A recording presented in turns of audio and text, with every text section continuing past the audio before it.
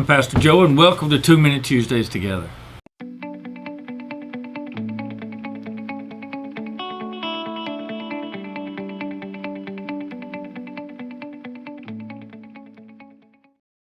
So we're currently in this series entitled Understanding the Bible, and the whole purpose of this, the focus of this, is to try to understand how the Bible is put together. How is it organized? How is it laid out? What are the focus of different sections? And as we understand all of these things, and as we know these things, it will help us to read the Bible, to understand it, and to be able to better apply it faithfully to our lives. Now, we know that the Bible has 66 books. We know that you have the Old Testament and the New Testament.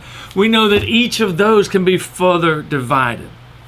So in the Old Testament, so far, we've looked at the historical books, which are 17 books at the beginning.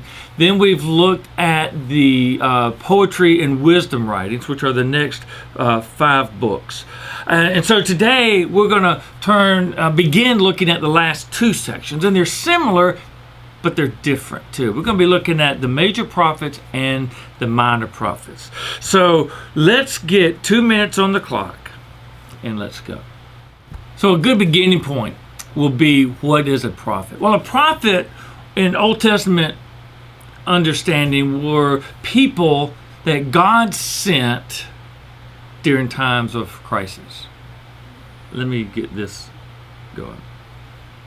So a good place to begin will be asking the question, what is a prophet? Well, simple answer is, in Old Testament understanding, a prophet was a person that God sent in particular during a time of crisis. Now, these prophets would do a couple of things. One is they would provide direction and wisdom to the people to help them through this time. They would remind the people of God's promises and their role in all of that.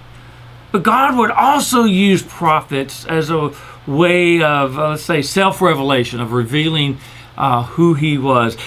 Prophets would remind the people of what God had done and point to what God is going to do. And as we look back and we see what God has done, that gives us the confidence to trust God going to the future.